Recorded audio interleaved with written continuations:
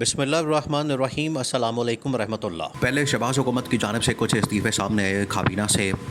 جس طرح سے ایڈوائزری کونسل سے، ڈپٹی پلاننگ کمیشن سے، اس کے بعد پارلیمنٹ سے بھی استعفے آنا شروع ہو گئے ہیں۔ اور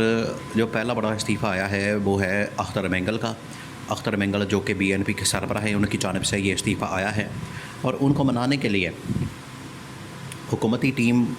پہنچی ان کے پاس جا کے ان کے ساتھ ملاقات کی، جس کے اندر رانا ثناءاللہ وغیرہ اور بھی بڑے لوگ شامل تھے۔ ساروں نے جا کے ملاقات کی ہے، میٹنگ کی ہے، اس کے ساتھ بیٹھے ہیں، لیکن اختر مینگل نے ماننے سے صاف انکار کر دیا ہے۔ اور آپ ان کی کارکردگی کا یہاں سے اندازہ کر سکتے ہیں کہ یہ ایک MNA کو قائل نہیں کر سکتے، ایک MNA کو یہ لوگ کنونس نہیں کر سکتے۔ ایک MNA کو قائل کرنا ان کے لیے موت کا سوال بن جاتا ہے۔ سردار اختر مینگل کو یہ قائل نہیں کر سکے اور ناکام لوٹے ہیں۔ مولانا فضل الرحمان کو قائل کرنا، منانا تو بڑی دور کی بات ہے، ان کو کنونس کرنا تو بڑی دور کی بات ہے، یہ لوگ تو اختر مینگل کو قائل نہیں کر سکے۔ اور یہ جو استعفوں پر استعفے آ رہے ہیں، یہ اس بات کا ثبوت ہے کہ حکومت کے اوپر مکمل عدم اعتماد ہو چکا ہے، اور اس کے لیے مولانا فضل الرحمان، اختر مینگل، باقی جتنی سیاسی اپوزیشن کی جتنی سیاسی جماعتیں ہیں، تمام کی تمام سیاسی جماعتوں نے عمران خان کو یہ مشورہ دیا ہے، PTI کو یہ کہا ہے، PTI کے سامنے یہ تجویز رکھی ہے کہ جو اس وقت نمبر گیم کا معاملہ ہے وہ بہت کم ہو گیا ہے، وہ شہباز شریف کے پاس دن بدن کم ہوتا جا رہا ہے، اس لیے آپ کسی وقت بھی شہباز شریف کے خلاف عدم اعتماد کی تحریک لائیں اور اس کی چھٹی کرائیں، کیونکہ تحریک کی صورت میں پھر شہباز شریف کو عدم اعتماد کا سامنا کرنا پڑے گا، پھر یہ بھاگ نہیں سکتا، اعتماد کا ووٹ نہیں لے سکے گا، اور اس کے پاس نمبر گیم بھی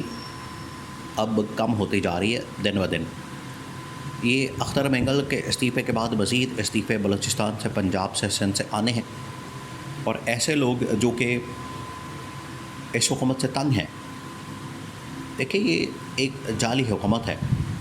جعلی حکومت کے اوپر کوئی بھی اعتماد کرنے کو تیار نہیں،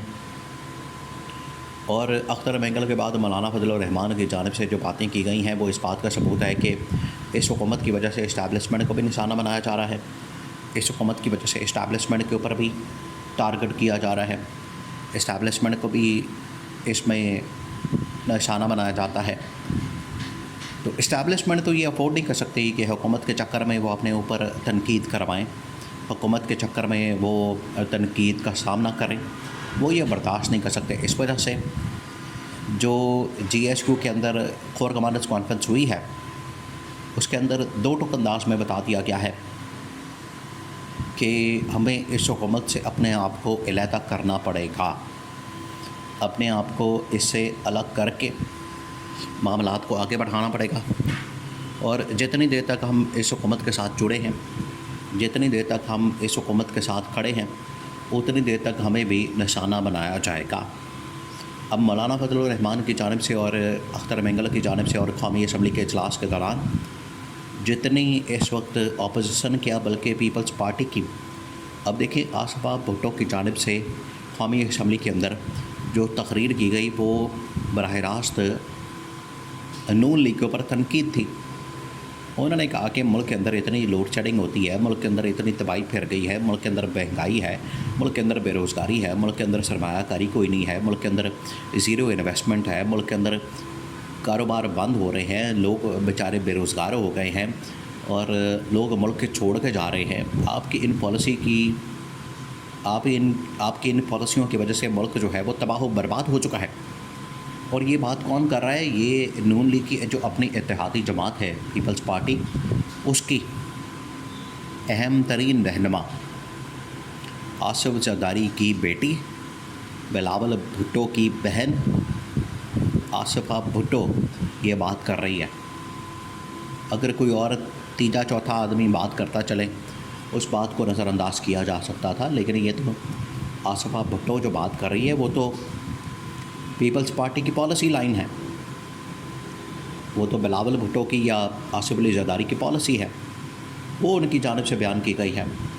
اور ان کو ننگا کیا گیا ہے، ان کے سامنے یہ سارا معاملہ رکھا گیا ہے، ان کو بتایا گیا ہے کہ آپ کی پالیسیوں کی وجہ سے پاکستان کس قدر تباہ و برباد ہو چکا ہے۔ یہ ان کے سامنے سارا معاملہ رکھا گیا ہے، لیکن یہ ٹس سے مس نہیں ہو رہے۔ اب یہ کیا کر رہے ہیں، یہ قومی اسمبلی کے اندر کیا کر رہے ہیں، جس کے اوپر عمر ایوب خان نے، بیرسٹر غور خان نے اور عمران خان کے ساتھ بھی جب ملاقات ہوئی پی ٹی آئی کی، تو انہوں نے کہا کہ بالکل اس کو اڑا کے رکھا جائے، اس کے اوپر کسی قسم کا کمپرومائز نہیں کرنا۔ اس کے اوپر یہ کیا کر رہے ہیں، یہ ججز کی تعداد بڑھانے کا کبھی بل لاتے ہیں، کبھی کہتے ہیں کہ از خود نوٹس کا معاملہ جو ہے وہ اختیار جو ہے وہ عدالت سے لے لیا جائے، کبھی کہتے ہیں کہ چیف جسٹس کو ایکسٹینشن دے دی جائے، کبھی کہتے ہیں یہ جسٹس منصور علی شاہ کا راستہ روکا جائے۔ تو اس طرح کی ان کی جانب سے حرکتیں کی جاتی ہیں، یہ ان کی کرتوتیں ہیں، یہ ان کا اعمال نامہ ہے اور ان سے ملک نہیں سنبھلا جا رہا، ان سے ملک نہیں چل رہا، ان سے معاملات نہیں چل رہے اور ملک جو ہے وہ جس تیزی کے ساتھ تباہی کی طرف جا رہا ہے، وہ اب اسٹیبلشمنٹ کو آخرکار سر جوڑ کے بیٹھنا پڑتا ہے اور کور کمانڈرز کانفرنس کے اندر اس کے اوپر بھی ڈسکشن کی گئی ہے کہ پاکستان کو ہم کس طرح سے اسٹیبلٹی کی طرف لے جا سکتے ہیں۔ اب یہ جو ایس او سمٹ اور اس کے بعد چائنا کے ساتھ، سعودی عرب کے ساتھ تعلقات کو، معاملات کو بہتر کرنا جو کہ اگلے مہینے ہونے جا رہی ہے، اس کے اوپر بھی کور کمانڈرز کانفرنس کے اندر بات کی گئی کہ کیا یہ حکومت ڈپلومیٹکلی چیزوں کو اپنے حق میں کر سکتی ہے، ان کے اندر کیا اتنی قابلیت موجود ہے۔ تو سب نے انکار کر دیا، انہوں نے کہا کہ بالکل نہیں، اس کے اندر تو اتنی قابلیت نہیں، اتنی اس کے اندر تو نہیں ہے ویلیو یا ان کے اندر صلاحیت نہیں ہے۔ تو یہ تمام چیزیں کھل کر سامنے آ گئی ہیں، استعفوں پر استعفے، قانون سازیاں، بل لانے اور 2 نمبریاں کرنی، اندر جو ہے بیٹھ کر سازشیں کرنی،